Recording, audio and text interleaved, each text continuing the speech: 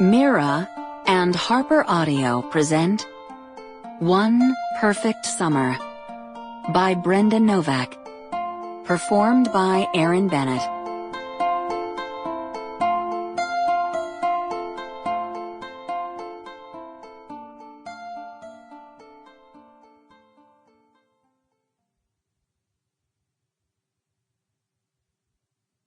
One.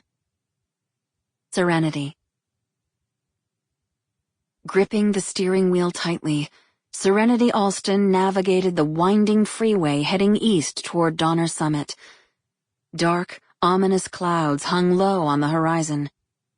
Although she was driving a BMW X5, which had four-wheel drive, if it started to snow, the highway patrol could close the road before she could get over the pass.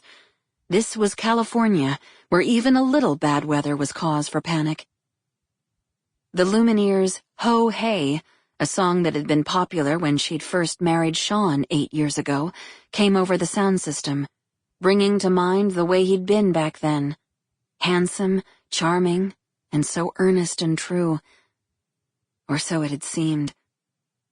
She told Siri to delete it, but the next song, Jason Mraz's I Won't Give Up, brought painful memories of how committed she'd been to him and what it had cost her.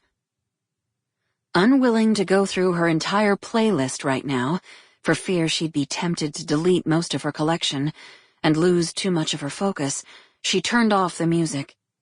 Snow didn't often come to the Sierra Nevada mountains after April, but here it was nearing the end of May, and those dark clouds loomed ahead.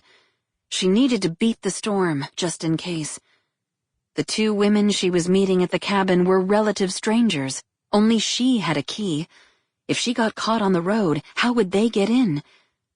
Although... She eased off the gas pedal. Maybe it would be better if she didn't make it through. She'd been experiencing some regret since she first set this up. Sean's trial was over. She could finally close that chapter of her life, put it behind her and move on. Why ask for a whole new problem? One that could easily create more wreckage in her life. Right now, her family was strong, functional, happy. They could stay that way if she ignored what she'd found, just let it go. Part of her was tempted to do that. She could head back right now. But another part, her natural compulsion to reach the truth at any cost, won out. She'd never been able to turn a blind eye to anything, which was why, she supposed, she'd become a true crime writer.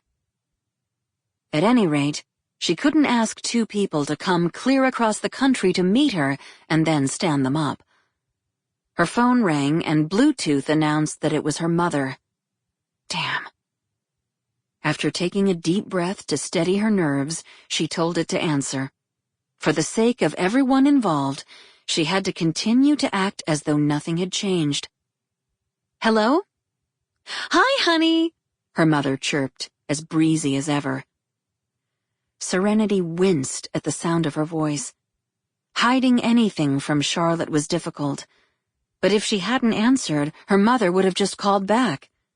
And if she didn't behave normally, Charlotte might begin to suspect something was wrong, which would only make the next days and weeks, maybe months, while she was trying to figure this thing out, that much harder to navigate. Hi, Mom. What are you up to? She asked. Serenity adjusted the heat, increasing the warmth inside the car. I'm heading to the cabin. She spoke casually, as though this trip was just like every other, even though it wasn't remotely the same. Again? Sure, why not? Serenity couldn't see why her mother would mind, not if she didn't know what Serenity had planned. Ever since her parents had moved away from Berkeley, where she lived, to San Diego, the place sat empty. With the rest of the family nowhere near Tahoe, it wasn't as if anyone else could drive to the cabin for just a couple of days. Serenity had a brother and two sisters, but her brother, the youngest at 24, was getting his master's at UCLA, and her twin sisters, who were 28, both lived in San Antonio. Sample complete. Ready to continue?